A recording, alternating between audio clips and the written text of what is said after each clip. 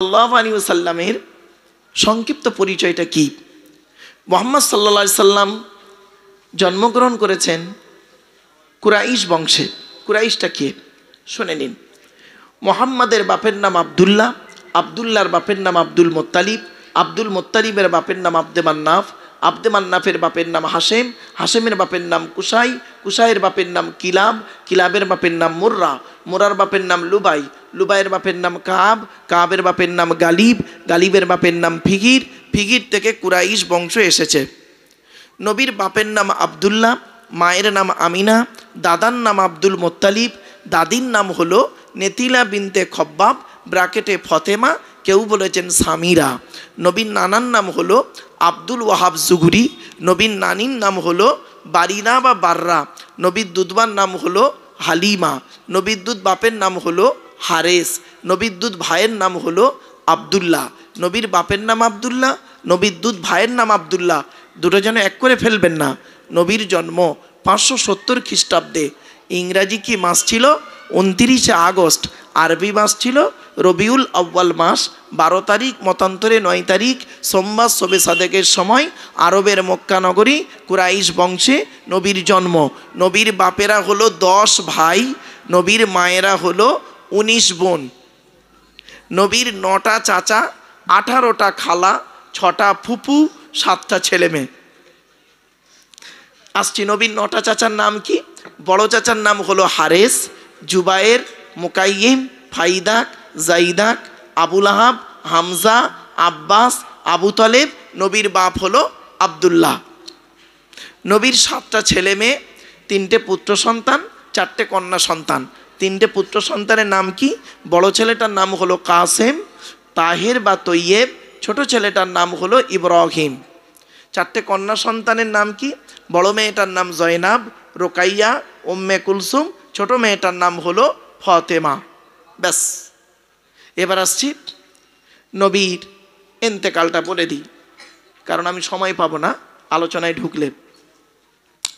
নবীর এন্তেকাল হলো 632 খ্রিস্টাব্দে জুন মাসের 8 তারিখ সোমবার। আর জন্ম হলো কবে? 570 খ্রিস্টাব্দের আগস্ট মাসের 29 তারিখ সোমবার। মনে রাখবেন এগুলো। চলেন একটা ছোট্ট উদাহরণ দিচ্ছি। আচ্ছা বাপেরা, এটা মিনাকা থানা, তাই তো বলেন না? হ্যাঁ। আচ্ছা, মিনাকা থানা বা আপনাদের এই উত্তর 24 পরগনায় এমন কোনো কলেজের প্রফেসরকে দেখেছেন যিনি 60 বছর বয়স পর্যন্ত চাকরি করেছেন কলেজে? তাকে যদি জিজ্ঞাসা করা হয়, স্যার আপনি বসিরহাট কলেজে 60 বছর চাকরি করেছেন, কি বামনপুকুর কলেজে 60 বছর বয়স পর্যন্ত চাকরি করেছেন, যত ছেলে এবং মেয়ে পড়িয়েছেন সবকটা 100% ভালো, পারফেক্ট, উনি বলতে পারবেন? বলুন না, বলুন বলুন। পারবেন না। তবে এতটুকু উনি বলতে পারবেন যে ভাই, আমার জ্ঞান মতে যত ছাত্রছাত্রী আমি পড়িয়েছি 90% ভালো হবে, 2-1টা চোচ্ছাচোর, ডাকাত, গুন্ডা, বদমাইশ হলে হতে পারে। সবকটা 100% ভালো বলতে পারবেন না, ঠিক না বেঠিক? কিন্তু একবার ভেবে দেখেছেন এই পৃথিবীতে একজন প্রফেসর এসেছিলেন, এই পৃথিবীতে একজন লেকচারার এসেছিলেন, এই পৃথিবীতে একজন টিচার এসেছিলেন, এই পৃথিবীতে একজন মেসেঞ্জার এসেছিলেন, এই পৃথিবীতে একজন গাইডার এসেছিলেন, এই পৃথিবীতে এমন একজন টিচার এসেছিলেন যার জন্ম হলো 570 খ্রিস্টাব্দে 29 আগস্ট সোমবার, আর এন্তেকাল হলো 632 খ্রিস্টাব্দে জুন মাসের 8 তারিখ সোমবার। এই 63 বছর তিনি পৃথিবীতে ছিলেন। এই 63 বছরের জীবনে একটাও মিথ্যা কথা বলেননি। শুধু তাই নয়, তিনি যত ছাত্রছাত্রী পড়িয়েছেন ছাত্রদের নাম হলো সাহাবি। কি বললাম? ছাত্রদের নাম সাহাবি, আর ছাত্রীদের নাম হলো সাহাবিয়া, স্ত্রীলিঙ্গ সাহাবিয়া। যত ছাত্রছাত্রী তিনি পড়িয়েছেন, শিখিয়েছেন, ট্রেনিং দিয়েছেন, দেওয়ার পরে উনি কি বলছেন শুনবেন? উনি নিজেই ওনার ছাত্রীদের সম্পর্কে সার্টিফিকেট দিচ্ছেন। কি বলছেন শুনবেন? আসহাবিকান নুজুম বিআইয়িহিম ইক্তিদাইতুম ইহতিদাইতুম। ও দুনিয়ার মানুষ শোনো, আমার যত ছাত্রছাত্রী পৃথিবীতে রেখে গেলাম, যত সাহাবি সাহাবিয়ারা আছে, প্রত্যেকের সম্মান কেমন জানো? প্রত্যেকটা হলো নক্ষত্রের ন্যায়, নক্ষত্রের ন্যায়। তোমরা যাকে অনুসরণ করে চলবে তার মাধ্যমে কিয়ামতের মাঠে নাজাত পেয়ে যাবে। কি আশ্চর্য! আপনি আবু বকরকে অনুসরণ করুন, জান্নাত পেয়ে যাবেন। হযরত উমরের আদর্শকে অনুসরণ করুন, জান্নাত পেয়ে যাবেন। হযরত আলীর আদর্শকে অনুসরণ করুন, জান্নাত পেয়ে যাবেন। আপনি হযরত উসমান গনির আদর্শকে অনুসরণ করুন, জান্নাত পেয়ে যাবেন। হযরত বেলাল রাদিয়াল্লাহু তাআলা আনহুর আদর্শকে অনুসরণ করুন, জান্নাত পাবেন। কাকে বলবো? আব্দুল্লাহ ইবনে মাসউদ, হাসান বিন সাবেত, কাকে? আব্দুল্লাহ ইবনে আব্বাস, কাকে? যে কোনো সাহাবী সাহাবিয়াকে অনুসরণ করুন, জান্নাত পেয়ে যাবেন। এটাই হলো একজন পৃথিবীর শ্রেষ্ঠ টিচারের পরিচয়। আমার বাপেরা, সেই টিচারকে আল্লাহ রাব্বুল আলামিন করলেন কি? একা পাঠায়নি, পৃথিবীতে একা পাঠায়নি তাকে, তানাকে পাঠিয়েছেন, আবার সঙ্গে একটা গাইড বুক পাঠিয়েছেন। এই গাইড বুকটা আমার হাতে, আর এই গাইড বুকের ব্যাখ্যা হলো তাফসিরুল কোরআন। বাপেরা, এই কোরআনের যে তাফসির, জীবনে আমি আপনাদের অনুরোধ করে বলে যাচ্ছি, বাপ, আমাকে যদি দাওয়াত নাও করেন কোনো দুঃখ নেই, আমি যদি মরেও যাই বাপ, আপনাদের আমি হাতে ধরে বলে যাচ্ছি, আপনারা এই তাফসিরুল কোরআনটাকে বন্ধ করবেন না, এই কোরআনের তাফসিরকে বন্ধ করবেন না। বাবা, জলসা দেওয়া আর কোরআনের তাফসির দেওয়া আসমান জমিন তফাৎ। জলসায় না উল্টোপাল্টা বলা যায়, এর বিরুদ্ধে ওর বিরুদ্ধে বলা যায়, কিন্তু তাফসিরুল কোরআনের মাহফিলে কোরআনের আলোচনা করতে এসে কারোর বিরুদ্ধে কিছু কথা বলতে গেলে না বাবা, বুকটা কেঁপে যাবে। আল্লাহ পাক কোরআনে কি বলছে শুনবেন? ওয়ালাকাদ সররাফনা ফি হাযাল কুরআনি লিন-নাস মিন কুল্লি মাসাল ওয়া কানাল ইনসানু আকসারা শাইইন জাদালা। কি আশ্চর্য! সূরা কাফের মধ্যে আল্লাহ বলছেন, আমি আল্লাহ এই কোরআনের ভিতরে প্রত্যেকটা জিনিস সুন্দর করে মানুষের জন্য উপমা স্বরূপ পাঠিয়ে দিয়েছি। জোরে বলুন। সব দিকের আলোচনা করা আছে কোরআনের ভিতরে, কিন্তু মানুষ, আল্লাহ বলছেন মানুষ এরা বোঝে না। ওয়াকানাল ইনসানু আকসারা শাইইন জাদালা, এরা বোঝে না, নিজেদের মধ্যে খালি মারামারি করে। ঠিক না বে ঠিক? এরা বোঝে না, নিজেদের মধ্যে মারামারি করে। আমি আল্লাহ বলেই দিয়েছি যে আমার কোরআনের বাণী, আমার বাণী বুঝতে তোরা পারবি না, তোরা পারবি না বুঝতে। আমার বাণী সঠিক বোঝার তৌফিক দিয়েছি যাকে, তাকে গাইডার করে পাঠিয়েছি। সমস্যা হয়েছে, কোরআনের আয়াত বুঝতে পারোনি, মুহাম্মদ সাল্লাল্লাহু আলাইহি ওয়াসাল্লাম রয়েছে, জিজ্ঞাসা করে নাও। কিছু বুঝতে পারছেন তো? আল্লাহ রসুল আমাদেরকে সুন্দর ব্যাখ্যা করে গেছেন। আর রসুল যখন ব্যাখ্যা করতেন, সাহাবীরা সব বসে আছেন, সাহাবীদের কাছ থেকেও ব্যাখ্যা পেয়ে গেলেন। এজন্য আমার বাপেরা, আমাদের আলোচনা আল্লাহর কোরআন থাকবে, নবীর হাদিস থাকবে। কোরআনের ব্যাখ্যা কোরআন দিয়ে হবে, কোরআনের ব্যাখ্যা হাদিস দিয়ে হবে। আর কোরআনের ব্যাখ্যা মন গড়া কেউ করতে পারবে না। শুনে নিন, আল্লাহ নবী বলেছেন, মান ফাসসারাল কুরআনা বিরাইহি ফালিয়াতাবাওয়াহু মাকআদাহু মিনান নার। আল্লাহ নবী বলেন, কোরআনের তাফসীর যদি কেউ মন গড়া করে, তার ঠিকানা হবে জাহান্নাম।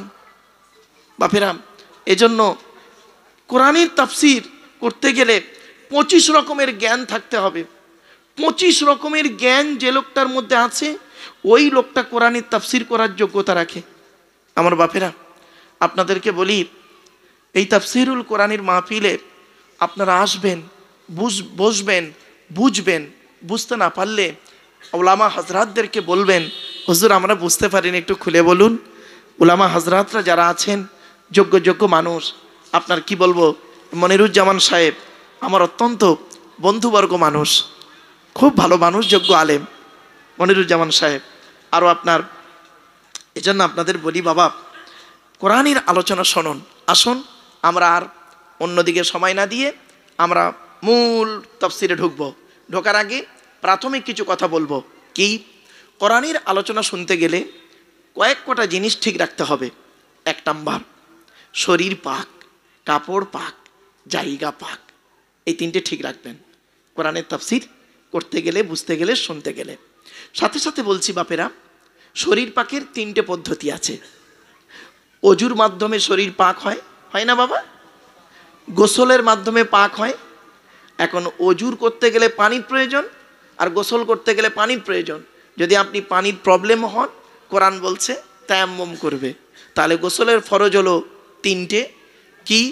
1 নাম্বার গড়গড়া সহ কুল্লি করা, 2 নাম্বার নাকের নরম গোস্ত পর্যন্ত পানি পৌঁছানো, 3 নাম্বার সারা শরীরটা ভালো করে ধৌত করা। আচ্ছা, এবারে আসছি তায়াম্মুমের ফরজ। তায়াম্মুমের ফরজ হলো তিনটে। কি কি? 1 নাম্বার নিয়ত করা, 2 নাম্বার হলো মুখমণ্ডল মোসা করা, 3 নাম্বার হাত মোসা করা। অজুর ফরজ হলো 4টে। কি কি? 1 নাম্বার হলো মুখমণ্ডল ধৌত করা।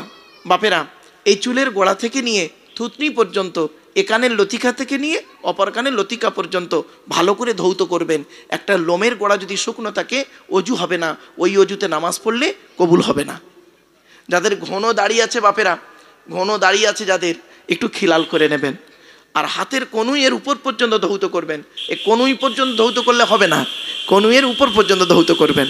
3 নাম্বার মাথামণ্ডল মোসা করবেন। 4 নাম্বার পায়ের গাঁটের উপর পর্যন্ত ধৌত করে নেবেন। ব্যাস, অজু গোসল তায়াম্মুম শিখে ফেললাম।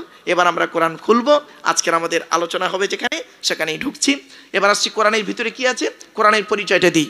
কোরআন আল্লাহর তরফ থেকে জিবরাইলের মাধ্যমে হযরত মুহাম্মদ সাল্লাল্লাহু আলাইহি সাল্লামের উপরে আরবের মক্কা নগরের নিকটবর্তী একটি গুহাটির নাম হলো হেরা। হেরা নামক গুহাতে 610 খ্রিস্টাব্দে 1 ফেব্রুয়ারি সোমবার, কত বললাম বা?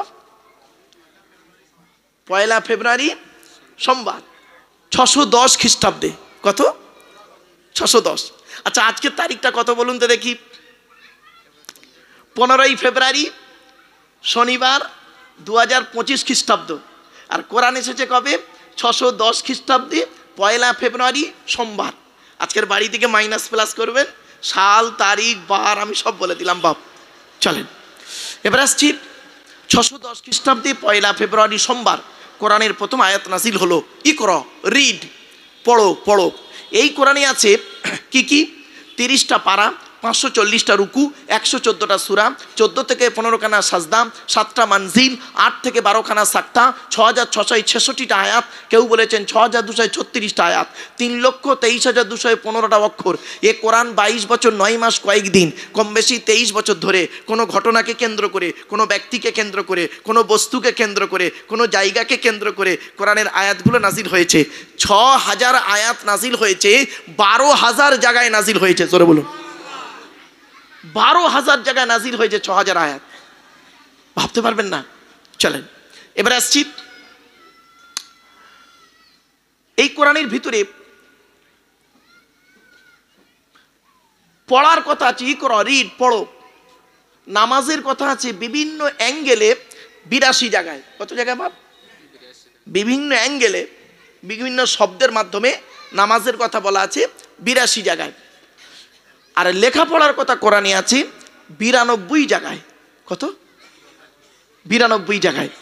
আর এই কোরআনে আছে 250 রকমের হারাম আয়াত আর 250 রকমের হালাল আয়াত। হারাম আর হালাল আয়াত হলো 500, 250 হারাম, 250 হালাল। আচ্ছা, এই কোরআনে আছে 1000 আয়াত হলো বিজ্ঞান ভিত্তিক, বিজ্ঞান ভিত্তিক আয়াত। এবার আসছি হেদায়েতের আয়াত প্রায় 1000, বিভিন্ন উদাহরণের আয়াত 1000। এইভাবে কোরআনটাকে সাজানো আছে।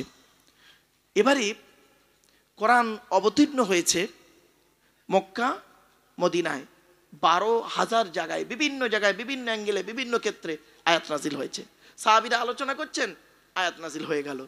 রাসূল করিম সাল্লাল্লাহু আলাইহি ওয়াসাল্লাম দাঁড়িয়ে আছেন, হযরত ওমর রাদিয়াল্লাহু আনহু একটা কথা বললেন, ওনাকে কেন্দ্র করে আয়াত নাজিল। গতকালকে আমার জলসা ছিল ওই গলাশিয়া ঈদগাহ ময়দান, নিউ টাউন, ওখানে গিয়ে বলছিলাম। হযরত ওমর রাদিয়াল্লাহু আনহু বলেছেন, আল্লাহ রাসূল বলছেন, হ্যাঁ ওমর, এই মদটা কি করা যায় বলো তো? হযরত ওমর রাদিয়াল্লাহু আনহু বললেন, ইয়া রাসূলুল্লাহ, মদ যদি জনমের মতো আল্লাহ হারাম করে দিতেন ভালো হতো। ব্যাস, আল্লাহ নবী বললেন, আমারও তাই মনে হয়। সঙ্গে সঙ্গে জিবরাইলকে পাঠালেন, কোরআনের আয়াত নাজিল হলো, মদ হারাম হয়ে গেল। ঠিক এইরকম বেশ কিছু আলোচনা আছে বাপ। তো আমরা আজকে আলোচনা শুরু করব। গত বছরে আমরা আলোচনা করেছিলাম সূরা ফাতিরের 1 নম্বর আয়াত থেকে 14 নম্বর আয়াত পর্যন্ত হয়েছিল। আজকে আমাদের আলোচনা হবে 15 নম্বর আয়াত থেকে। 15 নম্বর আয়াতটা পড়ার আগে বাপেরা, আল্লাহর অর্ডার অনুযায়ী, আল্লাহর হুকুম অনুযায়ী আল্লাহ বলছেন, সেটা আমাদের মানতে হবে। কি আল্লাহ বলছেন? কি চলুন, ইজা করাআতাল কুরআনা ফাস্তাইজ বিল্লাহি মিনাশ শাইতানির রাজিম। তুমি যখন কোরআন পড়বে, ইজা করাআতাল কুরআন, যখন তুমি কোরআন পড়বে, ফাস্তাইজ বিল্লাহি মিনাশ শাইতানির রাজিম, সুতরাং শয়তান মরদুদ হইতে আল্লাহর কাছে পানাহ চেয়ে নাও। তো আমার বাপেরা, একবার কষ্ট করে আউজ বিল্লাহ পড়া যাবে? পড়েন, আউযু বিল্লাহি মিনাশ শাইতানির রাজিম। এর বাংলা মানেটা কি? বাংলা মানে হচ্ছে বিতাড়িত শয়তান মরদুদ হইতে আল্লাহর কাছে পানাহ চেয়ে নিলাম। আউজ বিল্লাহ পড়ার পরে বাপ বিসমিল্লাহ পড়তে হয়। বিসমিল্লাহ কেন পড়বেন?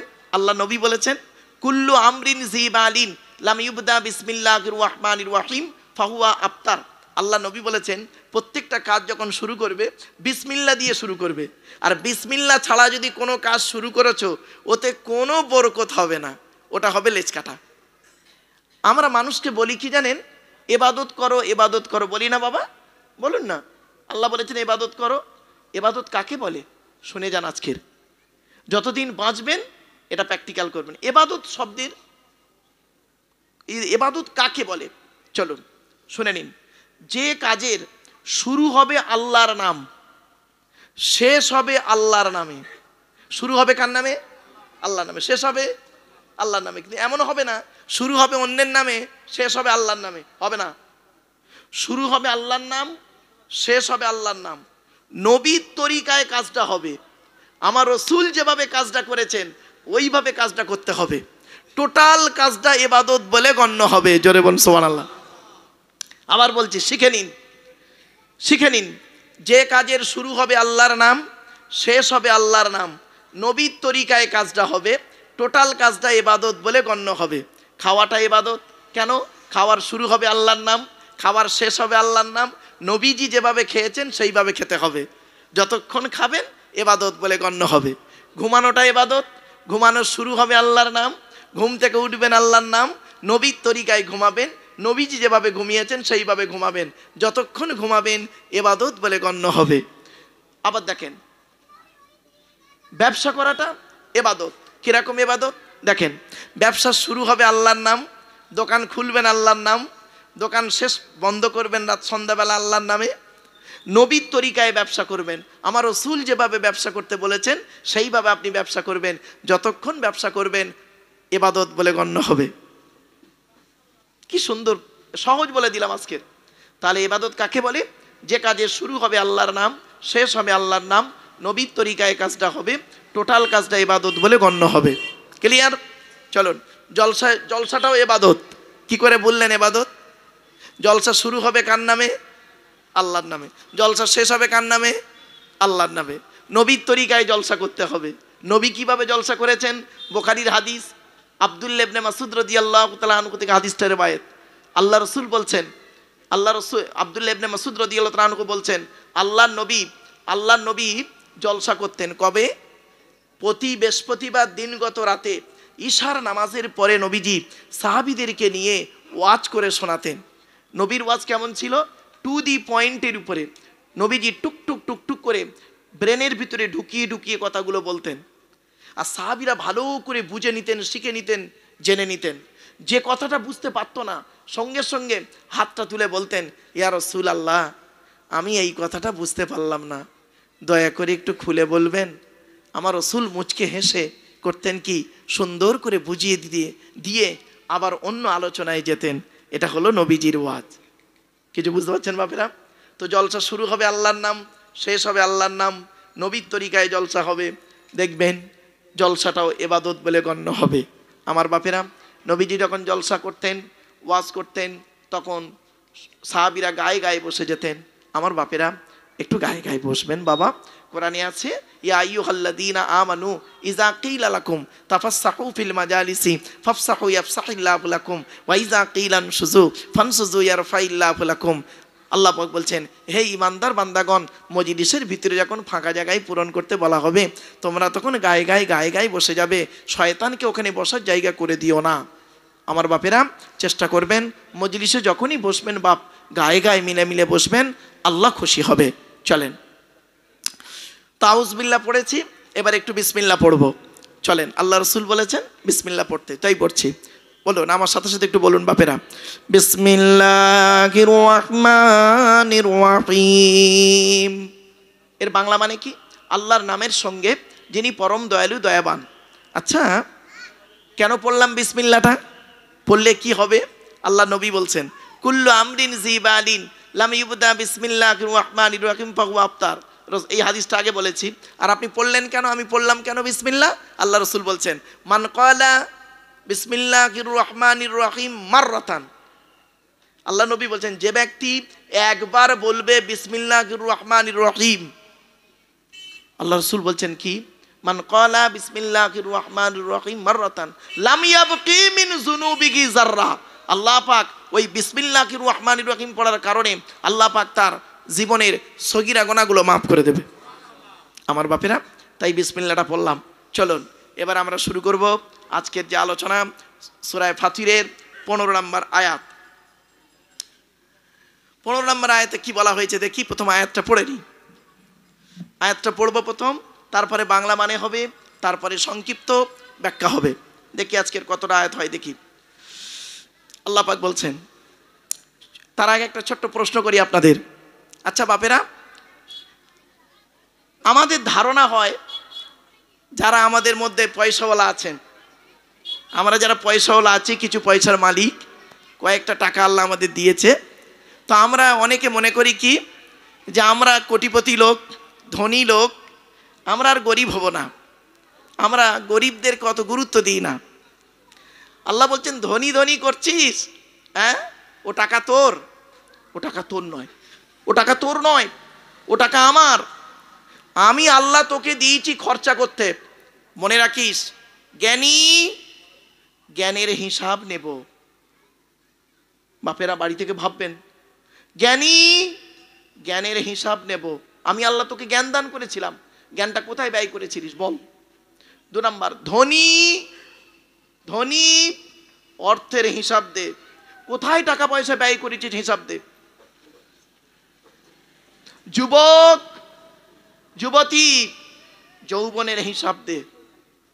3টে হিসাব দেওয়ার জন্য প্রস্তুত হন বাপেরা।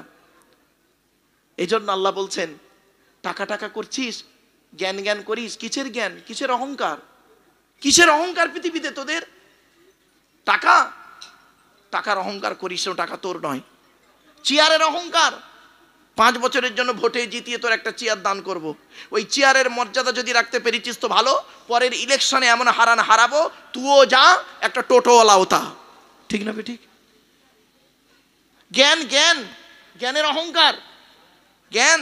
আল্লাহ বলছেন, ওমা উতীতুম মিনাল ইলমি ইল্লা কলিলা। সূরা বানী ইসরাঈল আল্লাহ বলছেন, আমি আল্লাহ সামান্য জ্ঞান তোকে দান করেছি। ও বাংলায় এমএ পাস করেছিস না, বাংলার জ্ঞান, অ থেকে চন্দ্রবিন্দু চাঁদ অক্ষর কটার ভিতরেই তোর জ্ঞান। ঠিক না ঠিক? ইংরাজিতে এমএ পাস করেছিস, ইংরাজির জ্ঞান, এ থেকে জেড পর্যন্ত অক্ষর কটার ভিতরেই তোর জ্ঞান। আরবিতে মাওলানা মুফতি হয়েছিস, আলিফ থেকে ইয়া পর্যন্ত অক্ষর কটার ভিতরেই তোর জ্ঞান। কয়েক কটা অক্ষরকে একত্রিত করে গোটা কত শব্দ তৈরি করলি, কয়েক কটা শব্দকে একত্রিত করে একটা বাক্য তৈরি করে কি বললি? There is a no God, Allah নাই। বোকা কোথাকারে, তো চোখ থেকে কয়েক হাজার কিলোমিটার দূরে চাঁদ, তাকে তুই দেখতে পাস, চোখের উপরেই কপাল, আয়নার সহযোগিতা ছাড়া দেখতে পাস না। ঠিক না বেঠিক? আমার কথা বুঝতে পারছেন আপনারা বাবা? হ্যাঁ, তাই আল্লাহ বলছেন, কিসের অহংকার করিস? চৈতলের মানুষ, কিসের অহংকার, কিসের অহংকার? দেহের ক্ষমতার। তোর বয়সটা এখন 25, খুব গরম দেখাচ্ছিস, রক্তের গরম, 50টা পার হোক। পৃথিবীতে একটা রোগ আছে, সুগার, এমন দিয়ে দেবো, অতিরিক্ত বাড়িয়ে দেবো, কখন পেচ্ছাপ ফিচ্ছ নিজেও জানে না। বাস্তব। আল্লাহ বলছেন, এই পৃথিবীতে অহংকার করিস না। কিসের টাকার অহংকার করিস? আল্লাহ বলছেন, তোরা ধনী বলে মনে করিস নিজেকে, ক টাকার মালিক তুই? তুই ধনী নয়, ধনী হলাম আমি আল্লাহ। জোরে বলুন। তাই আল্লাহ বলছেন, ইয়া আইয়ুহান নাসু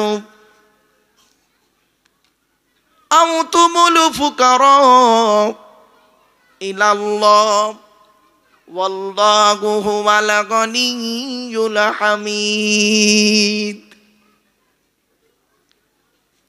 আল্লাহ বললেন ইয়া আইয়ুহান নাসু আনতুমুল ফুকারাউ ইলাল্লাহ ওয়াল্লাহু হুয়াল গনিয়্যুল হামিদ। সূরাটা মুখস্থ বাপ, কোরআন সামনে থাকলে না মনে একটা তৃপ্তি জাগে। এর বাংলা, প্রথম বাংলা মানেটা হোক ইয়া আইয়ুহান নাস, হে মানব জাতি। এখানে আল্লাহ হিন্দু মুসলমান কোনো পার্থক্য করেনি, সকলকে বলছে ইয়া আইয়ুহান নাস, হে মানব জাতি। আনতুমুল ফুকারাউ ইলাল্লাহ, তোমরা সবাই ফকির আল্লাহর কাছে। জোরে বলো বাস্তব।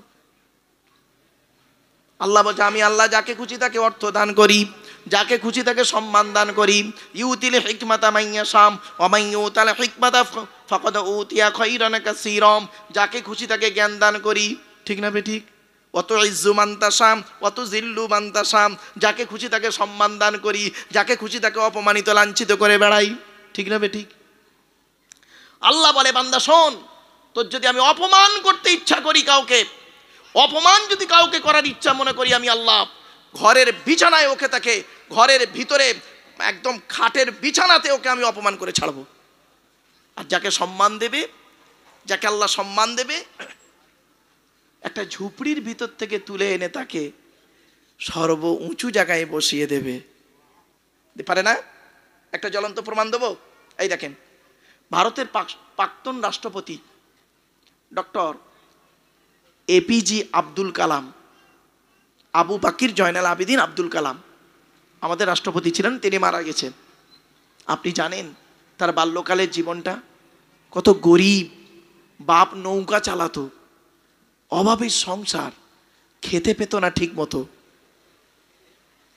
আল্লাহ পাক তার মাধ্যমে করলো কি, একটা বিশাল জায়গায় তাকে এই ভারতবর্ষের একটা রাষ্ট্রপতি বানিয়ে দিল, মানে 1 নাম্বার লোক। ভাবতে পেরেছেন? আবার কত কোটিপতি মানুষকে আল্লাহ পাক ভিখারি বানিয়ে দিয়েছে। তাই আল্লাহ বলছেন হে মানব জাতি, আনতুমুল ফুকারা, তোমরা সব ফকির। মনে করো না আমরা ধনী, টাকা বেশি দিন নয়, জ্ঞান সব সময় থাকে না।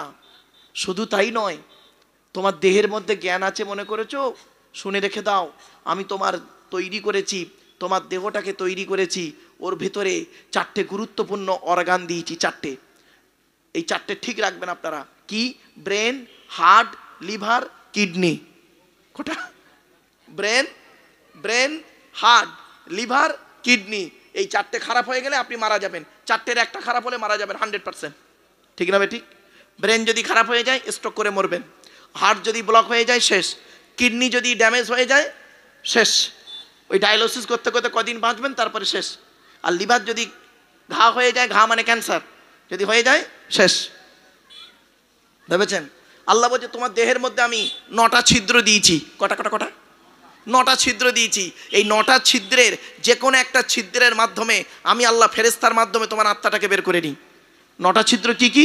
2 চোখ, 2 নাক, 2 কান, 1টা গাল, 7টা সামনে পেছনে। কত মানুষকে দেখবেন, কত মানুষকে বাড়িতে গিয়ে দেখবেন লোকটা মরে গেছে, চোখটা চেয়ে আছে। কত মানুষ দেখবেন মরে গেছে, চোখটা বন্ধ, গালটা হাঁ করে আছে। কত মানুষ দেখবেন মরে গেছে, ঘাটটা বেঁকে আছে, হাতটা খিঁচে আছে। কত মানুষ দেখবেন মরে গেছে, পেশাব ফিরে ফেলেছে। কত মানুষ দেখবেন মরে গেছে, পায়খানা ফিরে ফেলেছে। আবার কত মানুষ মরে গেছে, দেখলে মনে হবে লোকটা ঘুমিয়ে আছে। কিভাবে মরতে চান আপনারা? ঈমান নিয়ে যদি মরতে চান তাহলে কোরআন হাদিসের কথা কিছু শুনে আমল করে যান বাপেরা। কথাগুলো বাড়িতে একটু ভাববেন। এরপর আল্লাহ বলছে বান্দা শোন, তো দেহের মধ্যে আমি 3টে জিনিস আলাদা করেছি। 1 নাম্বার ব্লাড গ্রুপ আলাদা, 2 নাম্বার তোর চোখের রেটিনাটা আলাদা, 3 নাম্বার তোর হাতের ফিঙ্গারপ্রিন্টটাও আলাদা, বুড়ো আঙুলের ছাপ আলাদা। ভাবতে পেরেছেন?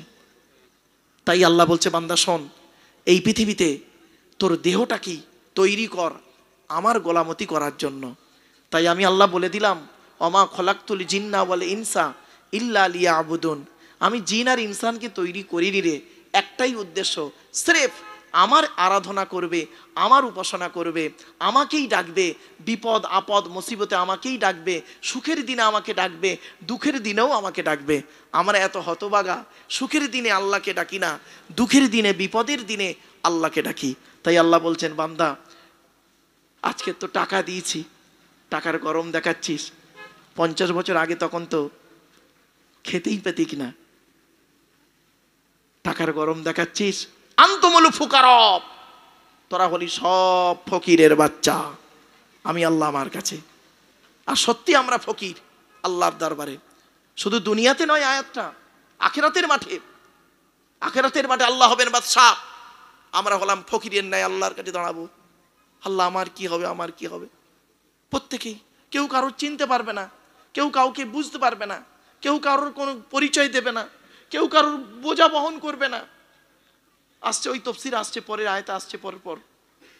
তাই আল্লাহ বললেন, ইয়া আইয়ুহান নাস, হে মানব জাতি, আনতুমুল ফুকারা ইলাল্লাহ, তোমরা হলেন ফকির, অভাবগ্রস্ত হয়ে গেছো আল্লাহর কাছে।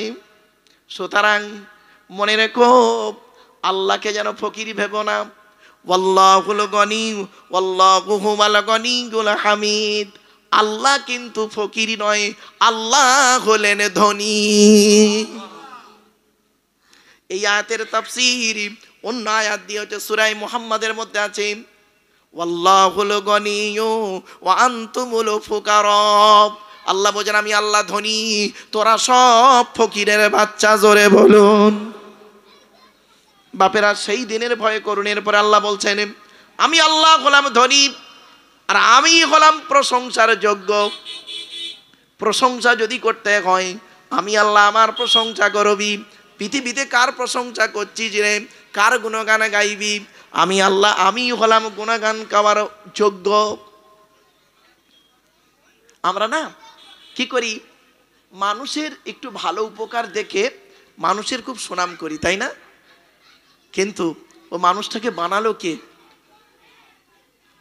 তার গুণগান গাই না।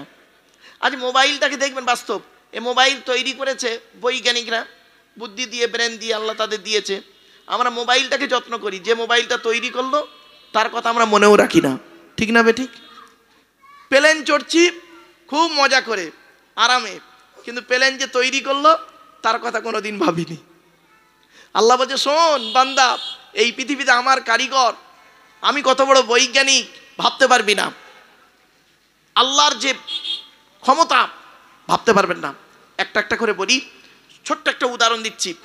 সামান্য ব্রেন নিয়ে, এই ব্রেন নিয়ে বলা হয়েছে মানুষের দেহের মধ্যে শিরা উপশিরা এতটা পরিমাণ আল্লাহ দিয়েছে, প্রত্যেকটা শিরাকে যদি পরস্পর জোড়া যায়, পৃথিবীর এক প্রান্ত থেকে অপর প্রান্তে চলে যাবে। জোরে বলুন সুবহানাল্লাহ। আল্লাহ বলছে, একবার ভেবে দেখ তোর দেহটার ভিতরে কিভাবে আমি তৈরি করেছি। কিন্তু আমরা কোনোদিন ভাবিনি, আল্লাহর এই নিয়ামত থেকে আমরা দূরে আছি। আমার বাপেরা, এই আল্লাহর নিয়ামতটাকে, আপনার দেহটা হলো আল্লাহর দেয়া নিয়ামত। জোরে বলুন সুবহানাল্লাহ। আপনার দেহটা, এই জন্য আপনাদের বলে যাচ্ছি, শরীর যাতে সুস্থ থাকে সেই কাজ করবেন। শরীর সুস্থ থাকা হলো ইবাদতের একটা অঙ্গ। আপনার যদি শরীর সুস্থ না থাকে, আপনি কিসের ইবাদত করবেন? ঠিক না ঠিক? আল্লাহ রাসূল বলেছেন, ওই ইবাদত ওইভাবে শরীরটাকে যত্ন নাও। শরীরের প্রতি যত্ন নেওয়াটাও ইমানের একটা অঙ্গ, এটা মাথায় রাখবেন। ইসলাম আপনাকে বলেনি যে আপনি সারাক্ষণ অন্য কাজে ব্যয় করে সময় দিয়ে আল্লাহর আরাধনা উপাসনা থেকে তুমি সরে থাকো। না, আপনি আপনার শরীরটাকে যত্ন নিন। রাসূল করিম সাল্লাল্লাহু আলাইহি সাল্লাম শরীরের প্রতি যত্ন নিতেন। চলুন, তাই আল্লাহ পাক বলছেন, প্রশংসা যদি করতে হয় একমাত্র আমি আল্লাহ আমারই করবি, আর গুণগান যদি করতে হয় আমারই করবি। আর আমি যাদের গুণগান করতে বলেছি তাদের গুণগান করবি, আমি যাদের সঙ্গে চলতে বলেছি তাদের অনুসরণ করবি। বন্ধুত্ব যদি করতে হয় তাহলে কাদের সঙ্গে বন্ধুত্ব করবি? আমি আল্লাহই বলে দিচ্ছি, 4 শ্রেণীর লোকের সঙ্গে বন্ধুত্ব করবি। ক শ্রেণীর লোক বাবা? 4 শ্রেণীর লোক। কে কে? কোরআনে আছে, ওমাই ইউতিল্লাহ ওয়ার রাসূলা ফাউলাইকা মাআল্লাযীনা আনআমাল্লাহু আলাইহিম মিনান নাবিয়্যিন ওয়াস সিদ্দীকিন ওয়াশ শুহাদা'i ওয়াস সালিহিন ওয়া হাসুনা উলাইকা রাফীকা। এই আয়াতের মধ্যে বলা হয়েছে, সংক্ষেপে বলে দিচ্ছি, নবীন নবীদের সঙ্গে বন্ধুত্ব কর। কিরকম বন্ধুত্ব করবেন? নবীরা যে পথ অবলম্বন করেছে তুমিও সেই পথ অবলম্বন করো। নবীরা যেভাবে চলতে বলেছে সেইভাবে তুমি চলো। রসুল যেভাবে খেয়েছেন তুমি সেইভাবে খাও। নবী রসুল যেভাবে ঘুমিয়েছেন তুমি সেইভাবে ঘুমাও। রসুল যেভাবে স্ত্রীদের সঙ্গে আচার আচরণ করেছে তুমি সেইভাবে আচার আচরণ করো। রসুল যেভাবে মানুষের সঙ্গে চলাফেরা করেছে তুমি সেইভাবে চলাফেরা করো। তাহলে রসুলের অনুসরণ করা হবে। আর কাদের করবে? অসিদ্দিকিন, সত্যবাদী। সিদ্দিকির মানে টাইটেল সিদ্দিকি নয় বাবা, সিদ্দিকির মানে সত্যবাদী। সত্যবাদী যে, তার অনুসরণ করে চলো, তার অনুসরণ করে চলো। যে লোকটা সত্যবাদী, মিথ্যাবাদীর সংস্পর্শে থাকবেন না, সত্যবাদীর সঙ্গে যাবেন। আল্লাহর কোরআনে বলা হয়েছে, ইয়া আইয়ুহাল্লাযীনা আমানুত্তাকুল্লাহা ওয়া কুলু কাওলান সাদীদা, হে ঈমানদার বান্দাগণ তোমরা আল্লাহকে ভয় করো। ওয়া কুলু কাওলান সাদীদা, সদা সর্বদা সত্য কথা বলো। শুধু সত্য কথা বললে হবে না। আল্লাহ পাক বলছেন, ইয়া আইয়ুহাল্লাযীনা আমানুত্তাকুল্লাহা, হে ঈমানদার বান্দাগণ তোমরা আল্লাহকে ভয় করো। ওয়া কুনু মা'আস সাদিকিন, সত্যবাদীদের সঙ্গী হয়ে চলো। জোরে বলুন। মিথ্যাবাদী যদি কোটিপতি হয় খবরদার তার সঙ্গে বন্ধুত্ব করবেন না। আর সত্যবাদী যদি গরিব হয় তার সঙ্গে বন্ধুত্ব করবেন, দুনিয়াতে শান্তি সম্মান পাবেন, আখেরাতে জান্নাত পেয়ে যাবেন। তাহলে 1 নাম্বার নবীন, 2 নাম্বার সিদ্দিকিন, 3 নাম্বার অশুহাদা, শহীদানদের পথকে অনুসরণ করো। শহীদানরা যে পথ অবলম্বন করেছে সেই পথ অবলম্বন করো। শহীদান কাদের বলে আপনারা জানেন?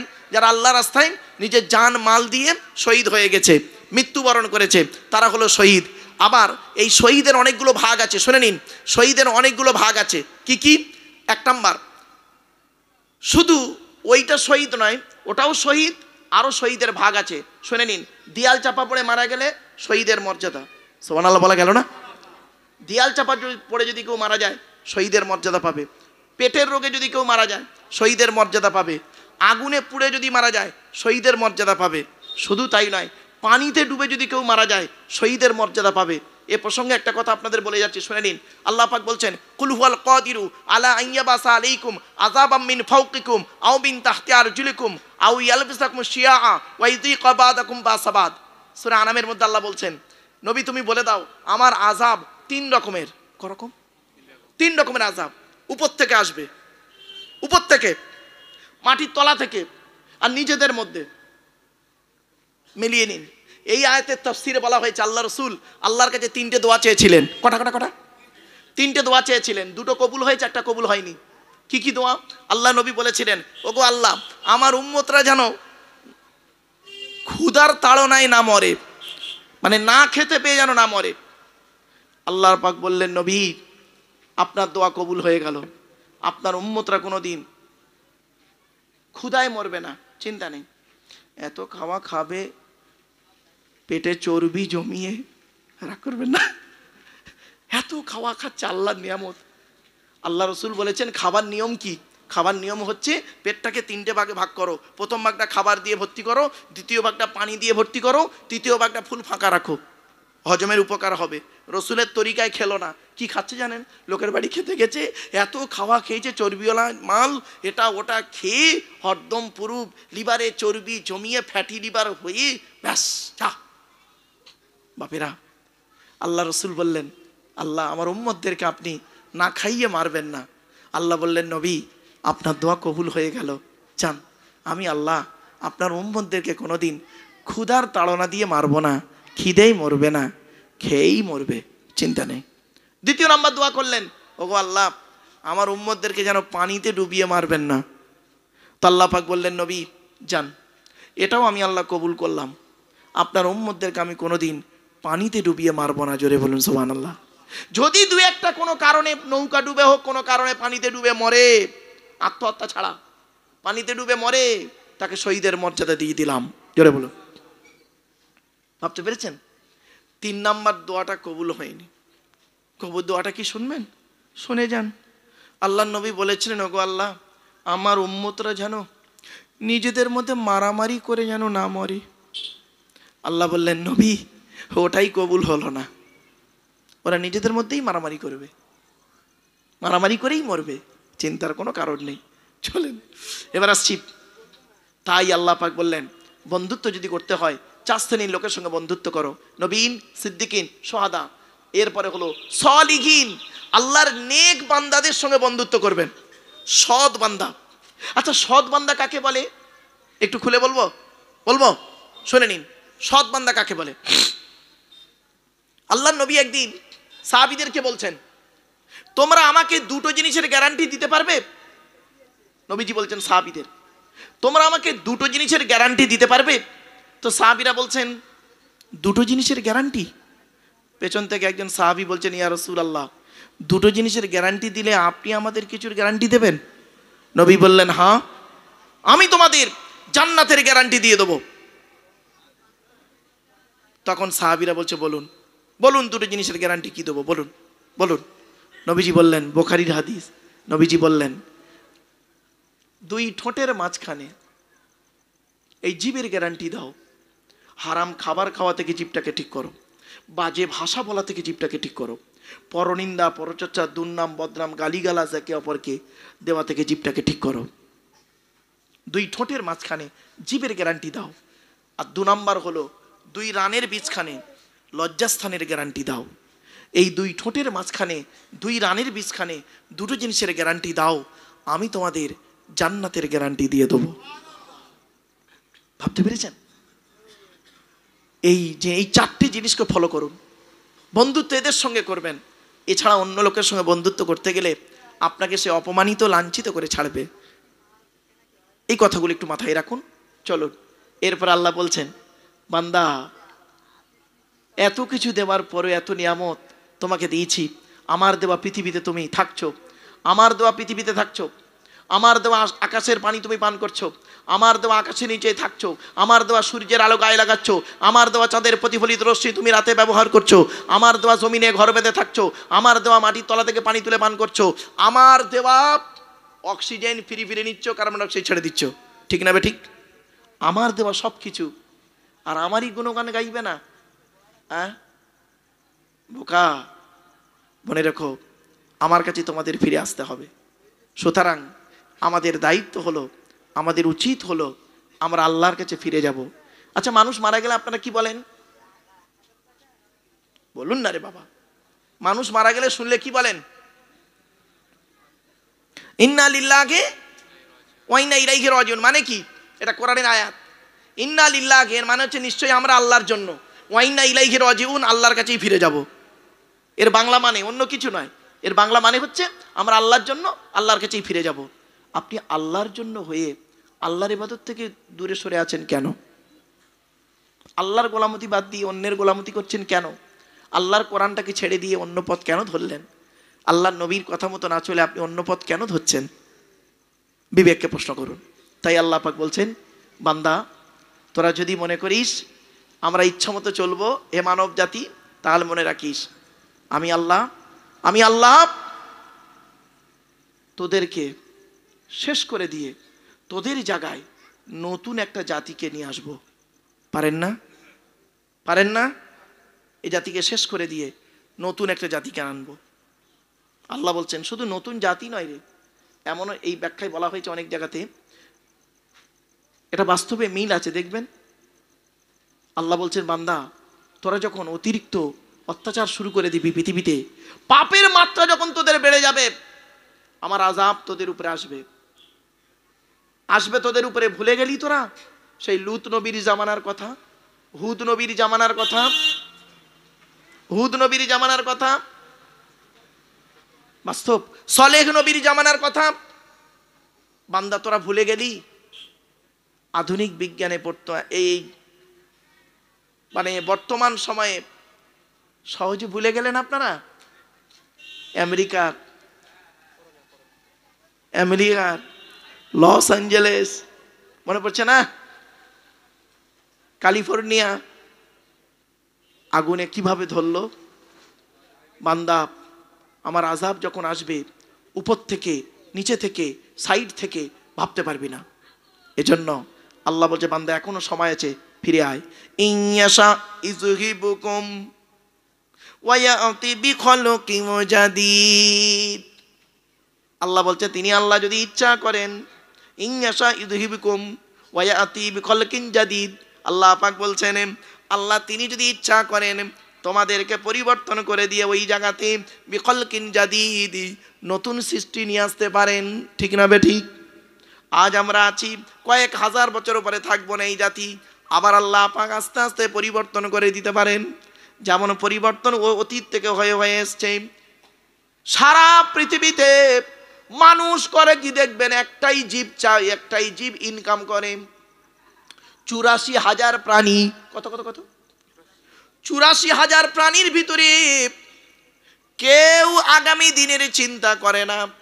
একটাই জাতি খালি আগামী দিনের চিন্তা করে, তার নাম হলো মানব জাতি। ঠিক না বেঠিক? সুন্দরবনের বাঘ তার কোনো টেনশন নেই, আগামীকাল কি খাবার খাবে। হরিণ তার চিন্তা নেই, তিনি যে সে জানে আমার আল্লাহ আমার খাবার রেডি করে রেখেছে। আর মানুষ, এরা আল্লাহর প্রতি ভরসা করে না। এরা ভরসা করে কি রকম জানেন? কাল কি খাবো, আজকের কিছু রাখি কালকের জন্য। ব্যাংকে মিলিয়ে গুছিয়ে টাকা রাখছে, গুছিয়ে ব্যাংকে টাকা রাখছে। আল্লাহ বলছেন ওয়াইলুল লিকুল্লি হুমাযাতিল লুমাযা আল্লাযী জামা মালাহু ওয়া আদ্দাদা ইয়াহসাবু আন্না মালাহু আখলাদা। আল্লাযী জামা মালাহু ওয়া আদ্দাদা, তোরা তোদের মালগুলোকে জমা করে করে রাখিস, আবার গুনে রাখিস, মাঝে মাঝে বই আপডেট করে দেখছিস মাল বেড়েছে না কমেছে। আল্লাহ বলছেন, আমি বলিনি। আল্লাহ বলছে এদের ধারণা কি? ইয়াহসাবু আন্না মালাহু আখলাদা, এই মালগুলো মনে হচ্ছে আমাদের সর্বদাই থাকবে। বোকা কোথাকারে, কাল্লা কখনোই নয়। লায়ুম বাজান্না ফিল হুতামা নামক জাহান্নামে পুড়িয়ে ছারকার করে দেবো। ভাবতে পেরেছেন? তাই আল্লাহ পাক বলছেন যদি তোমরা সঠিক পথে চলো তাহলে তোমরা, আমি আল্লাহ চাইলে তোমাদেরকে কিছুদিন রাখবো। আর যদি গন্ডগোল করেছো, আমার কথার বাইরে যদি গিয়েছো, আমার সীমালঙ্ঘন যদি করেছো, আমার একটা বর্ডার আছে। কোরআনে একটা আয়াত আছে, শুনবেন। প্রায় সময় দেখবেন আলেমরা বলে তিলকা হুদুদুল্লাহ, বলে না বাবা? তিলকা হুদুদুল্লাহ, হুদুদ মানে হলো বর্ডার। আল্লাহ বলছেন তিলকা হুদুদুল্লাহ, এটা আমার বর্ডার, এই বর্ডারটাকে অতিক্রম করো না। ছোট্ট একটা উদাহরণ আপনাদের দিচ্ছি, যতদিন বাঁচবেন এই উদাহরণটা মনে রাখবেন। কারখানা, কি বললাম? কারখানা, মালিক, ম্যানেজার, কর্মচারী। আবার বলছি, কারখানা, মালিক, ম্যানেজার, কর্মচারী। এবার বুঝে নিন, বুঝিয়ে দিচ্ছে, চিন্তা নেই। পৃথিবী হলো একটা বড় কারখানা, এর মালিক হলো আল্লাহ, ম্যানেজার হলো মুহাম্মদ সাল্লাল্লাহু আলাইহি সাল্লাম, আমরা হলাম কর্মচারী। সুবহানাল্লাহ বলা গেল না? ম্যানেজার একটাই কথা বলছে, কি জানেন? ম্যানেজার একটাই কথা বলছে, দেখ আমি নিজের থেকে কোনো কথা আমি তোদের বলছি না, আমার মালিক যেটা আমাকে বলতে বলেছে সেটাই তোদেরকে বলে দিলাম। মদ খাবি না, সুদ খাবি না, ঘুষ খাবি না, ব্যভিচার করবি না, হারাম কাজ করবি না, হালাল কাজগুলো করবি। মালিক আমাকে বলতে বলেছে তাই বলে দিয়েছি। তোরা মানলে তোদের ভালো, না মানলে তোদের অবস্থা খারাপ। আমার দায়িত্ব কি? ম্যানেজারের দায়িত্ব কি? অর্ডারটাকে প্রকাশ করে দেওয়া। তো বাস্তব তাই।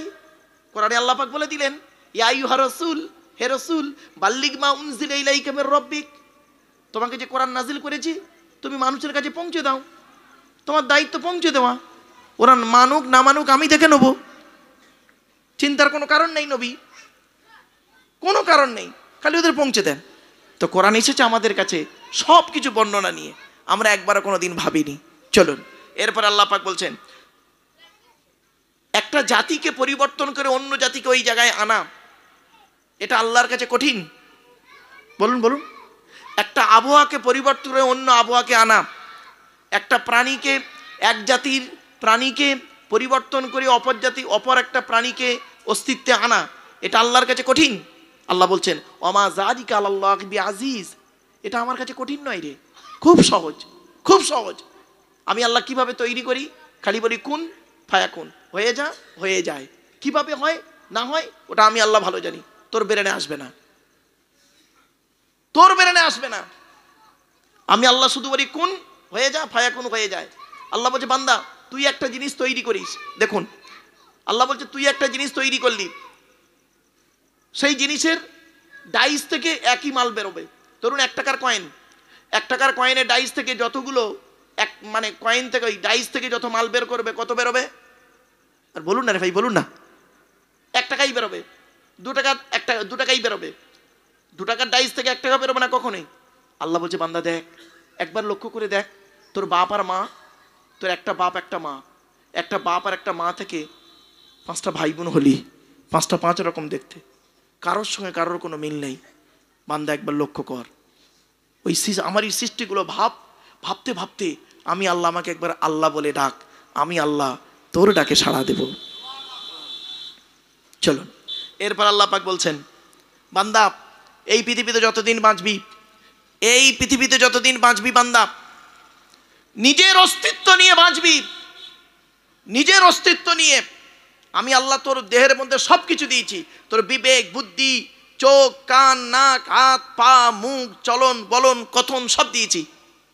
অতএব তুই অন্যের ভরসা কেন করিস রে? তুই অন্যের ভরসা করিস কেন? তোকে আমি দিয়েছি, তুই একজনই ভরসা করবি, সে হলো আমি আল্লাহ আমার। এজন্য আমাদের উচিত প্রত্যেকটা কাজে ভরসা করা কার উপরে? আল্লাহর উপরে। আমাদের ধারণা হয়েছিল কি জানেন? এই জ্বলন্ত প্রমাণ দেখুন। প্রথমে আপনার কি বলবো, মৌলানা গিয়াসউদ্দিন সাহেব আমাকে বলছে, হুজুর এই 6টার সময় যদি ওঠেন, 6:30টায় যদি ওঠেন, লোকজন হবে না। দেখুন দেখুন আল্লাহ কত লোক দিয়েছে। আল্লাহর কোরআনের ভালোবাসা এসেছেন। কোরআনের ভালোবাসা এশার নামাজের পরেও হয় না, আর মগরবের নামাজের আগে হয় না, পরে হয় না। কোরআনের ভালোবাসা যখনই আল্লাহ পাক চাইবেন তখনই জড়ো করে দেবেন। জোরে বলুন, ভাবতে পেরেছেন? চলুন এবার আসছি। আচ্ছা বাপেরা, আপনারা আপনাদের ছেলে মেয়েদের ভালোবাসেন না ভাই? বলুন না। স্ত্রীকে ভালোবাসেন, ভাই বোনকে ভালোবাসেন, প্রতিবেশীর ভালোবাসেন। আচ্ছা আপনাদের এই ভালোবাসাটা কি চিরস্থায়ী? চিরস্থায়ী নয়। কিয়ামতের মাঠে আপনাদের উপকার করতে পারবে কেউ? কেউ কারোর উপকার করতে পারবে না। কোরআনে আছে, আসছে পরে আয়াতটা, ভাবতে পারবেন না। আল্লাহ পাক বলছেন কিয়ামতের মাঠে যখন বিচার হবে, বিচারের দিবসে কি হবে জানেন? আমি একটা কোর্টের উকিলকে আমি প্রশ্ন করেছিলাম যে আপনি কি করে মানুষকে বোঝাবেন যে কোর্টে বিচার হয় কিরকম? বিচারকটা বসে থাকে এক জায়গায়, তাই তো? বিচারকটা বসে থাকে চেয়ারে, পাশে একজন লোক দাঁড়িয়ে থাকে, ঠিক না বেঠিক? আসামিটা কোথায় থাকে? কাঠগড়ায়। আর নিচেই দুটো উকিল মারামারি করে, একজনের পক্ষে একজনের বিপক্ষে। বলছে হ্যাঁ। এই যে সিস্টেমটা আপনি কোথায় পেলেন? এই সিস্টেমটা কোথায় পেলেন? বলছে তা তো জানি না। আমি শুনুন, 1500 বছর আগে কোরআন এই সিস্টেমটা জানিয়ে গেছে। বলে সে কি? বলে শুনুন, কিয়ামতের মাঠের ঠিক এইভাবেই বিচারটা হবে। বলছে কিরকম? আমি বললাম শুনুন, কিয়ামতের মাঠে আল্লাহ বলেছেন মালিক ইয়াউমিদ্দিন। আমি হলাম কিয়ামতের মাঠের মালিক, আর আল্লাহ রাব্বুল আলামিন তার বিচারের সিংহাসনে বসে থাকবেন। পাশে একজন লোক দাঁড়িয়ে আছে দুনিয়ার বিচারকের পাশে, কিয়ামতের মাঠে বিচারকের পাশে একজন দাঁড়িয়ে থাকবেন। একজন দাঁড়িয়ে থাকবেন, কে জানেন? ওই নবী দাঁড়িয়ে থাকবেন যে নবীর উম্মতের বিচার হবে। আসামিটা যে থাকবে কাঠগড়ায়, সেই ব্যক্তির নবী দাঁড়িয়ে থাকবেন। একজন ইহুদি দাঁড়িয়ে থাকবেন, মুসা নবী দাঁড়িয়ে আছেন, ইহুদির বিচার হচ্ছে। ঈসা নবী দাঁড়িয়ে আছেন, খ্রিস্টানের বিচার হচ্ছে। মুহাম্মদ সাল্লাল্লাহু আলাইহি সাল্লাম দাঁড়িয়ে থাকবেন, আব্দুল্লাহ কিল মারুফের বিচার হবে। আর নিচে যে দুটো উকিল মারামারি করছে, ওই উকিল দুটো কেউ নাই, কিরামান কাতিবিন, 2 কাঁধের 2 ফেরেশতা। ডান কাঁধের ফেরেশতা বলবে আল্লাহ এই আব্দুল্লাহ কিল মারুফ কোরআনের আলোচনা করেছে, একটা অক্ষর পড়লে 10টা নেকি। আপনার নবী দেখুন, আপনার নবী পাশে দাঁড়িয়ে আছে। আপনার নবী নিজেই পৃথিবীতে বলেছেন মান করা আল কুরআন হরফান ফালাহু আশরু হাসানা, যে ব্যক্তি কোরআন থেকে একটা অক্ষর পড়বে 10টা নেকি লিখে দেওয়া হবে। তো এই আব্দুল্লাহ কিল মারুফ চৈতলে জলসা করতে এসে তাফসিরুল কোরআনের মাহফিলে চৈতলে বসে বসে অনেকগুলো কোরআনের আয়াত বলেছে, এতগুলো নেকি হয়েছে। ডান কাঁধের ফেরেশতা বলবে আল্লাহ আজকের আমার মনে হয় আব্দুল্লাহ কিল মারুফকে জান্নাতুল ফেরদাউস দিয়ে দেওয়া হোক। ডান কাঁধের ফেরেশতা বলে দিল। দেওয়ার পর বাম কাঁধের ফেরেশতা কি বলবে জানেন? Objection your order. মালটা মোটেই ভালো ছিল না, মালটা মোটেই ভালো ছিল না। তখন আল্লাহ বলবে কি প্রমাণ আছে? বাম কাদের ফেরেশতা খাতা খুলবে, আল্লাহ ওই আব্দুল্লাহ কিল মারুফ, ওই আব্দুল্লাহ কিল মারুফ, এই আপনার নবী।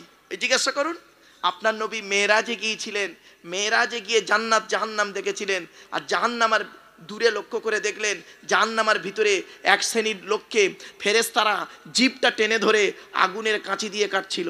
হাদিসে আছে। আল্লাহ নবী মেরাজে গিয়ে দেখছেন জাহান্নামার দরজা খোলা হয়েছে, আর দূর থেকে দেখতে পাচ্ছে নবীজি কিছু লোককে ফেরেশতারা জিভটাকে টেনে ধরে আর আগুনের কাঁচি দিয়ে কাটছে, আর ওই লোকটা খুব চিৎকার করছে, ওই লোকগুলো। তখন জিব্রাইলকে নবী জিজ্ঞাসা করলেন, মানে হাবুলা কি কি জিব্রাইল, ও ভাই জিব্রাইল, এরা কারা, এরা কারা, এদের জিভগুলো টেনে ধরে ফেরেশতারা কাটে কেন আগুনের কাঁচি দিয়ে? জিব্রাইল বলেছিলেন, ইয়া রাসূলুল্লাহ, ওগুলো হলো আপনার উম্মতের ভিতরে আলেম আর বক্তা। কি বলল? আলেম আর বক্তা। আল্লাহ রসুল বলেছিলেন, ও ভাই জিব্রাইল, এদের অপরাধটা কি? আমি তো পৃথিবীতে বলে এসেছিলাম আল উলামা ওয়ারাসাতুল আম্বিয়া, আলেমরা হো নবীদের ওয়ারেস, উত্তরাধিকারী, তো এদের অবস্থা এরকম কেন? তখন জিব্রাইল বলছেন, ইয়া রাসূল আল্লাহ, এরা হলো ওই আলেম যারা লোককে ওয়াজ করে করে বেড়াতো, এরা লোককে বলতো নামাজ পড়ো, রোজা রাখো, এরা লোককে বলতো পিতামাতার ভাত দাও, স্ত্রীর হক আদায় করো, চরিত্র ঠিক রাখো, আর ও নিজেই করতো কি, 5 ওয়াক্ত নামাজ পড়তো না, রমজান মাসে রোজা রাখতো না, আর কি করতো, ওই নিজে মিথ্যা কথা বলতো, ওই বাম্মার ভাত দিত না, ওর চরিত্রটা ভালো ছিল না। এই জন্য আল্লাহ পাক এই অবস্থা ওদেরকে রেখেছে। তখনও ওই বাম কাদের ফেরেশতা বলবে, আল্লাহ এই দেখুন এই আব্দুল্লাহ কিল মারুফ, ও চৈতলে এসে ওয়াজ করতো, হ্যাঁ, আর ভেতরে ভেতরে যে পাপগুলো করেছে সবগুলো আমার লেখা আছে, এই দেখুন, এই দেখুন লেখা। বলে কিতাব খুলে দেবে, কিতাব খুলে দেবে। তখন আল্লাহ বলবেন, ওয়াকুল্লা ইনসানিন আলজামনাহু তাইরাহু ফি উনুকিহি ওয়া নুখরিজু লাহু ইয়াউমাল কিয়ামাতি কিতাবান ইয়ালকাহু মানশুরা ইকরা কিতাবাকা কাফা বিনাফসিকা লিয়াউমা আলাইকা হাসিবা। সূরা বনী ইসরাঈল। সেই দিন আমি আল্লাহ কিয়ামতের মাঠে ওর গলায় আমলনামাটা লটকে দেবো, ওর গলায় আমলনামাটা লটকে দেবো, আর খুলেও দেবো, আমলনামাটা খোলা থাকবে। আমি আল্লাহ বলবো, ইকরা কিতাবাকা, এ আব্দুল্লাহ কিল মারুফ, তুই তোর আমলনামাটা পড়, পড় আজকে তুই তোর আমলনামাটা। পৃথিবীতে কি ভালো ভালো কাজগুলো করেছিস, খারাপ কাজ করেছিস, তখন এই সমস্ত প্রমাণের ভিত্তিতে তখন কি হবে জানেন? আল্লাহ বলবে, আব্দুল্লাহ কিল মারুফ, আজকের এতগুলো প্রমাণের ভিত্তিতে তোমাকে নেকির থেকে বদির পাল্লা বেশি হয়ে গেছে, নেকির থেকে পাপের পাল্লাটা ভারী হয়ে গেছে। তোমার ঠিকানা হলো আমার ঘোষণা অনুযায়ী, ফাআম্মা মান সাকুলাত মাওয়াজিনুহু ফাহুয়া ফি ঈশাতির রাদিয়া ওয়া আম্মা মান খাফফাত মাওয়াজিনুহু ফাউম্মুহু হাবিয়া ওয়া মা আদরাকা মা হিয়া নারুন হামিয়া। সেই দিন যার নেকির পাল্লা ভারী হবে তার ঠিকানা হবে জান্নাত, যার নেকির পাল্লা হালকা হবে তার ঠিকানা হবে হাবিয়া নামক জাহান্নাম। সেই দিন বন্ধুরে, বাপ তার ছেলের উপকার করতে পারবে না, ভাই তার বোনের উপকার করতে পারবে না। তাই কোরআনে আল্লাহ পাক বললেন, ইয়াউমা ইয়াফিরুল মারউ মিন আখিহি ওয়া উম্মিহি ওয়া আবিহি ওয়া সাহিবাতিহি ওয়া বানি লিকুল্লি মিরইম মিনহুম ইয়াউমা ইদিন শাআনুন ইউগনি। সেই দিন বাপ তার ছেলে থেকে চলে যাবে, ছেলে তার বাপ থেকে চলে যাবে, ভাই তার বোন থেকে চলে যাবে, কেউ কারোর আপন হবে না।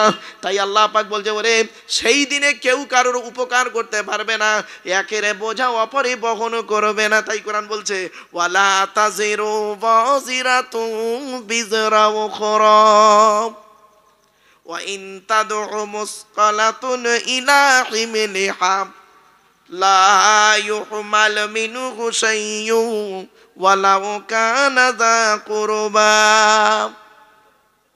সেই দিন একের বোঝা অন্য বহন করবে না, নিজের বোঝা নিজেকেই বহন করতে হবে। আপনি স্ত্রীর পাল্লায় পড়ে সব ভুলে গেলেন, ছেলে মেয়ের পাল্লায় পড়ে আল্লাহকে ভুলে গেলেন, রসুলের পথকে ভুলে গেলেন, বান্ধবীর পাল্লায় পড়ে তুমি ভুলে গেলে, প্রেমিকের পাল্লায় পড়ে ভুলে গেলে, মনে রেখো কেউ সেদিন উপকার করবে না। বলা হয়েছে ওয়াইন তাদগু মুসকালাতুন ইলা হিমলিগা লা ইউহমাল মিনহু শাইউন। কোন বোঝা বহনকারী যদি এসে তার বোঝাটাকে নিয়ে বলে ভাইরা আমার বোঝাটা নিয়ে জানা রে, সে নিয়ে যাবে না, সে নিয়ে যাবে না সেদিন। আর ওয়ালাউ কানা যা কুরবা, যদিও তার আত্মীয় হয়, যদিও তার আত্মীয়। বাপ যদি বলে ওরে আমার ছেলে তোর জন্য এত কিছু করেছি, আজ আমার নেকি খুব কম পড়ে গেছে, আমারে তুই একটু নেকি দে, আমি একটু জান্নাতে যাই, আমার জাহান্নাম থেকে মুক্তি পাই। ছেলেও অস্বীকার করে যাবে, স্ত্রী পিতামাতা অস্বীকার করে যাবে। তাই আল্লাহ পাক বলছেন নবী এই কথাগুলো কাদের বলবে, কাদের বলবে এই কথাগুলো, এই জাহান্নামের ভয়গুলো কাদের দেবে? আল্লাহ বলছেন নবী কাদের দেবে জানো? ইন্নামা তুনজিরুল্লাযীনা ইয়াখশাউনা রাব্বাহুম বিল গায়বি ওয়া আকামুস সালাত। এই কথাগুলো নবী তাদেরকে বলো, ইন্নামা তুনজিরুল্লাযীনা, নিশ্চয়ই আপনি ভয় প্রদর্শনকারী। কাদের ভয় দেখাবেন? আল্লাযীনা ইয়াখশাউনা রাব্বাহুম, যারা তাদের রবকে আল্লাহকে ভয় করে, বিল গায়বি, না দেখে, না দেখে আল্লাহকে ভয় করেছেন। অনেক মানুষ বলে দেখে ইবাদত করছি, আল্লাহ বলছে না তুই না দেখে আমাকে বিশ্বাস কর। ছোট্ট একটা উদাহরণ দিচ্ছি, রাগ করবেন না, কেউ খারাপ সেন্স নেবেন না, দয়া করে ক্ষমা করবেন। ভালোবাসা বাস্তবায়িত করতে গেলে 5টা জিনিসের প্রয়োজন। কটা কটা কটা? 5টা। কি কি শুনে নিন। এগুলো বাচ্চাদের একটু শেখাবেন, বাচ্চাদের শেখাবেন, নাতিদেরকে শেখাবেন, ওরা ভবিষ্যতে কিছু শিখতে পারবে। ভালোবাসাকে বাস্তবায়িত করতে গেলে 5টা জিনিসের প্রয়োজন। প্রেমিক প্রেমিকার ভালোবাসা টিকে রাখতে গেলে 5টা জিনিসের প্রয়োজন। কি কি? এক নাম্বার কি দেখেন? প্রথম হচ্ছে অন্ধের মতো বিশ্বাস করতে হবে। ঠিক না বেঠিক? জাস্ট উদাহরণ দিচ্ছি বাবা, রাগ করবেন না, কেউ খারাপ সেন্স দেবেন না। প্রেমিক প্রেমিকার ভালোবাসা টিকে রাখতে গেলে একে অপরকে অন্ধের মতো বিশ্বাস করতে হবে। বিশ্বাসে যদি ত্রুটি হয় ও সংসার সুখের হবে না, আর বন্ধুত্ব থাকবেও না, বিশ্বাস হারালে। 1 নাম্বার। 2 নাম্বার, ভালোবাসাকে বাস্তবায়িত করতে গেলে কি করতে হবে জানেন? একে অন্যের জন্য একটু সময় ব্যয় করতে হবে। সময় ব্যয়, নিরালা জায়গায় বসে বা কোনো জায়গায় বসে, পার্কে হোক, ইত্যাদি ইত্যাদি জায়গায় বসে একে অন্যের জন্য একটু সময় ব্যয় করবে। 3 নাম্বার, ভালোবাসাকে বাস্তবায়িত করতে গেলে একে অপরের জন্য একটু শুকাতে হবে, শুকাতে হবে। জাস্ট উদাহরণ, বন্ধু বন্ধুকে বলছে যে বন্ধু তুমি খেয়েছো? না আমি খাইনি, তুমি না আসা পর্যন্ত আমি খেতে পারছি না। তো বন্ধু মনে করলো আরে আমি না গেলে বন্ধু খাচ্ছে না, সে তাড়াতাড়ি আসবে ইত্যাদি। তাহলে শুকাতে হবে 3 নাম্বার। 4 নাম্বার হলো বন্ধু বন্ধুর পরিচয়, প্রেমিক প্রেমিকার ভালোবাসা টিকে রাখতে গেলে কি করতে হবে? একে অন্যকে একটু গিফট পাঠাতে হবে, গিফট, হাদিয়া গিফট পাঠাতে হবে বিভিন্ন তারিখে, যাই হোক। 5 নাম্বার হলো প্রেমিক প্রেমিকার ভালোবাসা বা বন্ধু বন্ধুর ভালোবাসাকে বাস্তবায়ন করতে গেলে জীবনে একবার দেখা সাক্ষাৎ করতে হবে। ঠিক না বেঠিক? এই 5টা জিনিসের প্রয়োজন। শুনতে কেমন লাগলো এবার খুলে বলছি। আল্লাহ বলছেন ওরে দুনিয়ার মানুষ, ওরে দুনিয়ার মানুষ, আমি আল্লাহ আমার সঙ্গে তোদের প্রেম ভালোবাসা টিকে রাখতে গেলে 5টা জিনিসের প্রয়োজন। 1 নাম্বার হলো আমাকে না দেখে না বুঝে না চিনে অন্ধের মতো বিশ্বাস করবি, আমার সঙ্গে তোদের ভালোবাসা রয়ে যাবে। আল্লাযীনা ইউমিনুনা বিল গায়বি, আল্লাহ বলছেন তারাই হলো মুত্তাকি, যারা আল্লাহকে না দেখে না বুঝে না চিনে অন্ধের মতো বিশ্বাস করেছে। জোরে বলুন সুবহানাল্লাহ। 2 নাম্বার কি বলেছিলাম? ভালোবাসাকে টিকে রাখতে গেলে কি করতে হবে? একে অন্যের জন্য একটু কি করতে হবে? সময় ব্যয় করতে হবে। আল্লাহ বলছে বান্দারে এই পৃথিবীতে বাঁচতে গেলে, আমার সঙ্গে তোদের ভালোবাসা টিকে রাখতে গেলে কি করবি? আমার জন্য একটু সময় ব্যয় করবি। তবে সারাক্ষণ 24 ঘন্টা দিতে হবে না, দিনে 5 বার, ফজর জোহর আসর মাগরিব এশা, 10 মিনিট করে 24 ঘন্টায় 50টা মিনিট সময় দিবি। যেখানেই তুই সময় পাবি, নিরালা জায়গায় হোক আর সমাজের মাঝখানে হোক, আমার জন্য একটু সময় দিবি, অর্থাৎ নামাজটা আদায় করবি, আমার সঙ্গে তোদের ভালোবাসা টিকে থাকবে। 3 নাম্বার কি বলেছিলাম? ভালোবাসাকে বাস্তবায়িত করতে গেলে কি করতে হবে? একে অন্যের জন্য একটু শুকাতে হবে। আল্লাহ বলছে শোন, 12 মাসে বছর, 12 মাসে বছর, 11টা মাস পেট ভর্তি করে খাবি, আর একটা মাস সেই শবে সাদেক থেকে শুরু করে মাগরিবের আজান পর্যন্ত আমার জন্য একটু শুকিয়ে থাকবি, আমার জন্য একটু শুকাবি, তাহলে আমার সঙ্গে তোদের ভালোবাসাটা টিকে থাকবে। কিছু বুঝতে পারছেন কথা? 4 নাম্বার কি বলেছিলাম? ভালোবাসাকে বাস্তবায়িত করতে গেলে কি করতে হবে? একে অন্যের জন্য একটু গিফট পাঠাতে হবে, গিফট, হাদিয়া, হাদিয়া। আল্লাহ বলছে শোন, আমি আল্লাহ তোকে অর্থ দিয়েছি অনেক, শতকরা 2.5 টাকা জাকাত দিবি, গরিব ফকির এতিম মিসকিনদের দান খয়রাতগুলো করবি। আর শুধু তাই নয়, তুই আলাউ পোলাও করে খাচ্ছিস, পাশের গরিব ভাইটা ওরও একটু দান করবি। শুধু তাই নয়, 1 মাস রোজা রাখার পরে ঈদুল ফিতরের নামাজ পড়তে যাওয়ার আগে গরিব ফকির এতিম মিসকিনদেরকে ফেতরাটা দিয়ে ওদের খুশি রাখবি। আমি আল্লাহ আমার সঙ্গে তোদের প্রেম ভালোবাসা টিকে থাকবে। 5 নাম্বার কি বলেছিলাম? ভালোবাসাকে বাস্তবায়িত করতে গেলে কি করতে হবে? জীবনে একবার দেখা করতে হবে। আমার রসুল বলছেন, ওরে দুনিয়ার মানুষ, এই প্রথম 4টে কাজ যদি তোরা ঠিক মতো করিস, কিয়ামতের মাঠে আল্লাহর সঙ্গে তোদের দিদার হয়ে যাবে। আসুন, আল্লাহ বলছেন নবী, ইন্নামা তুনজিরুল্লাযিনা ইয়াখশাউনা রাব্বাহুম বিল গায়বি। নবী, তুমি তাদেরকে ভয় দেখাও যারা আল্লাহকে ভয় করে। আমার বাপেরা, আল্লাহর ভয় করুন। পৃথিবীতে কোনো ব্যক্তি বস্তুর ভয় না করে আল্লাহর ভয় করুন। আর মোমেন ব্যক্তি একমাত্র আল্লাহকেই ভয় করে, ঠিক না বেঠিক? একমাত্র আল্লাহকে ভয় করে, অন্য কোনো ভয়, মৃত্যুর ভয় মোমেন করে না। মোমেন মরে একবার, কবার? মোমেন মরে একবার, আর মোনাফেক মরে শতবার। মোমেন মরে একবার আর মোনাফেক মরে শতবার। এই মোনাফেক শব্দটা এখন মুখ থেকে বেরোলো, বাবা একটু শুনে নিন, মোনাফেকের ব্যাখ্যাটা একটু করে দিই। মোনাফেক হলো 2 রকমের। কত রকম বাবা? 2 রকম। একটা হলো কি বিশ্বাসগত মোনাফেক, কার্যগত মোনাফেক। মোনাফেক ফিল ঈমান আর মোনাফেক ফিল আমাল।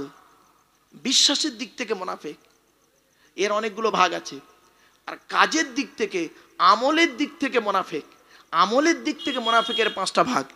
কটা? 5টা। কি কি? 1 নাম্বার, কথায় কথায় মিথ্যা কথা বলে যে লোক, ও লোকটা হলো মোনাফেক। 2 নাম্বার, ওয়াদা করলে খেলাপ করবে, ওই লোকটা হলো মোনাফেক। 3 নাম্বার, আমানতের খেয়ানত করবে যে, মোনাফেক। আচ্ছা বাপেরা, আমরা আমানত বলতে কি বুঝি? টাকা আমানত বুঝি না? শোনেন, আমানতের 5টা ভাগ। কটা? 5টা। কি কি? টাকা আমানত, জায়গা আমানত, ব্যক্তি আমানত, বস্তু আমানত, কথা আমানত। 5 রকম আমানত। শুধু ভাববেন না টাকা দিয়ে আমানত না, আরো 5 রকম ভাগ আছে। একটা হলো টাকা আমানত, আমি কিছু টাকা এই ব্যক্তির কাছে রাখলাম, উনি করলেন কি? খেয়ানত করে দিলেন, টাকা আমানত খেয়ানত করলেন। এবার আসছি, আমি ওনার কাছে একটা বস্তু রাখলাম, উনি সেটাকে নষ্ট করে দিলেন, তাহলে বস্তু আমানত, খেয়ানত করলেন। আমি ওনার কাছে কিছু জায়গা, 2 কাঠা জায়গা কি 5 কাঠা জায়গা ওনার কাছে রাখলাম, উনি করলেন কি? নিজের নামে রেকর্ড করে নিলেন, জায়গা আমানতের খেয়ানত করলেন। এবার আসছি ব্যক্তি আমানত, আমার একটা বাচ্চাকে ওনার কাছে রাখলাম, উনি করলেন কি? সুযোগ বুঝে আমার সেই বাচ্চার সঙ্গে অক্রিয় কাজ করে পাপ কাজে লিপ্ত করে দিলেন, তাহলে ব্যক্তি আমানত। আমি একটা কথা ওনাকে বললাম, ভাই এই কথাটা আপনি রাখবেন, দ্বিতীয় কাউকে বলবেন না, আমানতটা রাখবেন। উনি করলেন কি? আল্লাহর কিতাব বোঝার জন্য আল্লাহ রাব্বুল আলামিন নবী এবং রসুলদের পাঠিয়েছেন। আল্লাহর ভাষা, কোরআন তো আল্লাহর ভাষা, আল্লাহর কথা, আল্লাহর বাণী। তো আল্লাহর বাণী বুঝতে গেলে এমন কিছু ব্যক্তিকে আল্লাহ পাক পাঠিয়েছেন ট্রেনিং দিয়ে। তো কোরআনকে এমন একজন ব্যক্তিকে সুন্দর ট্রেনিং দিয়ে আল্লাহ পাক তাকে পাঠিয়ে দিলেন, তিনি হলেন বিশ্বনবী মুহাম্মদ সাল্লাল্লাহু আলাইহি ওয়াসাল্লাম। এবার আসছি আমরা প্রথমে নবীর পরিচয়টা জেনে নেব, তারপরে কোরআনের তাফসিরে ঢুকব। কোরআনের নবীর পরিচয়টা কি? আমাদের নবীর নাম হলো মুহাম্মদ মুস্তাফা সাল্লাল্লাহু আলাইহি ওয়াসাল্লাম। আচ্ছা, মুহাম্মদ নামটা রেখেছিলেন নবীর দাদু আব্দুল মুত্তালিব। নবীর আরেকটা নাম হলো, অনেকগুলো নাম আছে, আরেকটা নাম হলো আহমাদ। আহমাদ নামটা রেখেছিলেন নবীর আম্মা জান আমিনা। মুহাম্মদ সাল্লাল্লাহু